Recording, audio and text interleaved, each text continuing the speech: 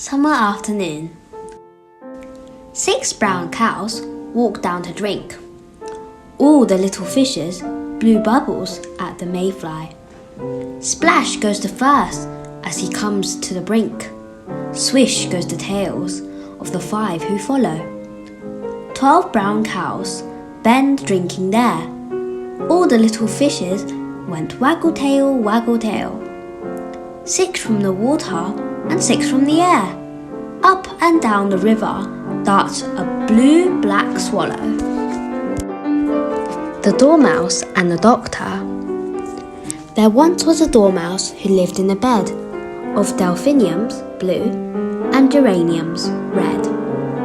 And all the day long he'd a wonderful view of geraniums, red, and delphiniums, blue. A doctor came hurrying round, and he said, "Tut, tut, I am sorry to find you in bed. Just say 99 while I look at your chest.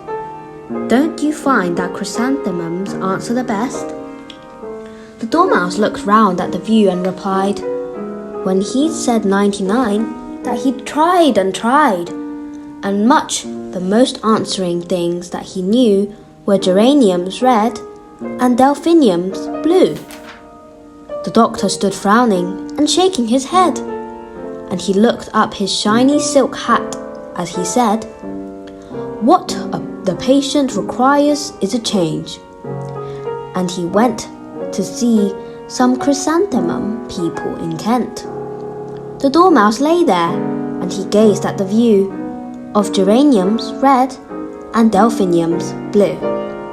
And he knew there was nothing he wanted instead of delphiniums blue and geraniums red. The Doctor came back, and to show what he meant, he had brought some chrysanthemum cuttings from Kent. "Now these," he remarked, "give a much better view than geraniums red and delphiniums blue." They took out their spades and they dug up the bed of delphiniums blue and geraniums red. And they planted chrysanthemums, yellow and white.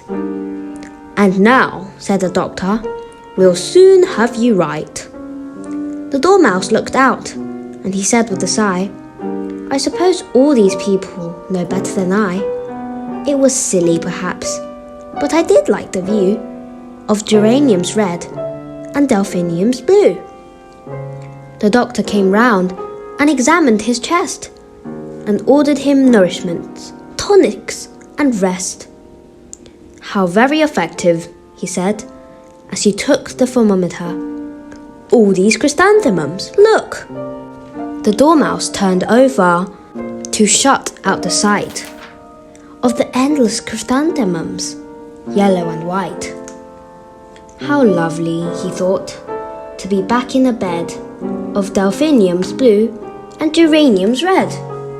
The Doctor said, "Tut!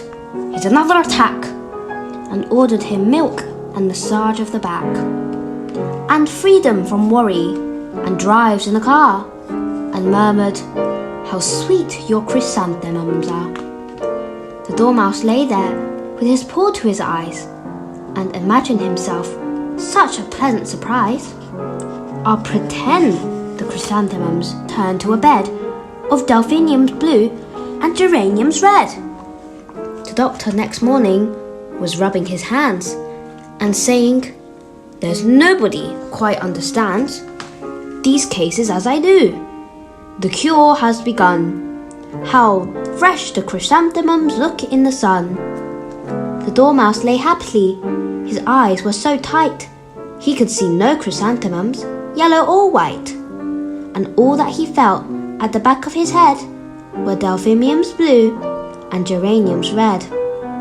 "And that is the reason," Aunt Emily said, "if a dormouse gets in the chrysanthemum bed, you will find, so Aunt Emily says, that he lies fast asleep on his front with his paws to his eyes."